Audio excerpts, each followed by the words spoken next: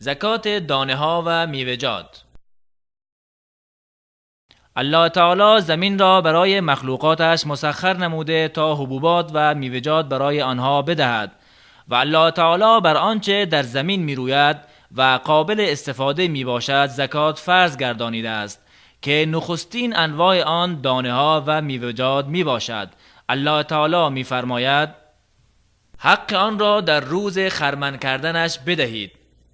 و نیز در حدیث شریف نبی اکرم صلی الله علیه و سلم فرمودند در آنچه که از باران و چشمه سارها آبیاری می شود و یا از جمله دیمی باشد عشر یعنی 1/10 و آنچه با آب کشیده آبیاری می شود زکاتش نیم عشر یعنی نصف 1/10 است.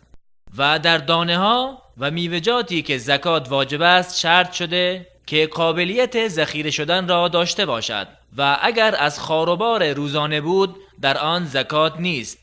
همچنین شرط شده که از جمله چیزهای پیمانه‌ای باشد، یعنی از آنچه که با ترازو وزن شدنی و با پیمانه ها نیز قابل مقایسه باشد. این فرموده نبی اکرم صلی الله علیه و سلم بر آن دلالت دارد. در حبوبات و خرما تا این که به 5 وسق نرسد صدقه نیست. اگر از جمله مکیل و موزون نبود مانند سبزیجات در آنها زکات نیست. زکات در آنچه که در اثر کشت انسان در زمینش بروید واجب است. اگر خود رویده باشد در آن زکات نیست.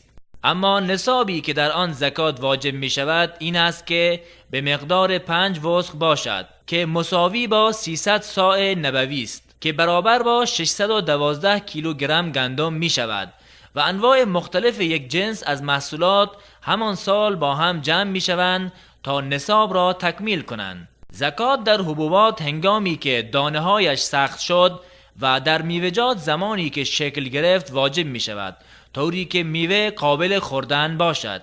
کسی که حبوبات و میوه‌جات را بعد از وجوب زکات بر آنها فروخت زکاتش بر فروشنده است زیرا که او مالک آنها در هنگام وجوب زکات بوده است. در مورد مقدار زکات واجب در حبوبات و میوه‌جات علما گفتند واجب عشر یعنی 1/10 می باشد در آنچه که بدون مشقت و بدون مصارف آبیاری حاصل شود مانند آبیاری با آب باران و آب چشمه سارها، در حالی که واجب نیم عشر یعنی نصف 1/10 است در آنچه که با مشقت و با مصارف آبیاری شود مانند آبیاری با آب چاها و در آنچه که گاهی با آب باران و احیانا با آب چاه آبیاری شده باشد واجب 3/4 1/10 است.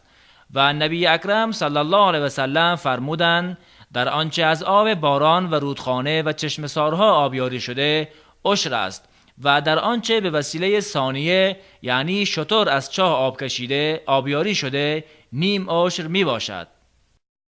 و کسی زمینی را به اجاره گرفت و در آن به کشت و زراعت اقدام کرد زکات محصول کشاورزی بر اجاره گیرنده است نه بر مالک زمین، ولی بر مالک زکات کرایه‌اش لازم است اگر به تنهایی به نصاب برسد و یا با یک جا شدن پولهای دیگر و یا کالاهای بازرگانی اگر به نصاب رسید و بر آن 1 سال کامل هجری نیز سپری شود و گرفتن بها از زکات و یا گرفتن زکات از بهای خرما و یا محصولات کشاورزی که به فروش رسیده اگر به آن نیاز باشد و یا مصلحتی مقتضی آن بوده جایز می باشد.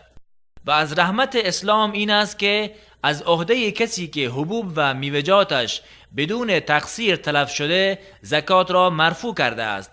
اما اگر عمدن و یا در اثر بی احتیاطی در کار تلف شده باشد بر وی زکاتش واجب است و در اصل زکات واجب نیست زیرا که از رسول اکرم صلی الله علیه و سلم هیچ روایتی وارد نشده، ولی اگر کسی به رضایت خود زکات آن را بدهد بهتر است، شاید باعث فزونی رزقش و برکت بیشتر گردد.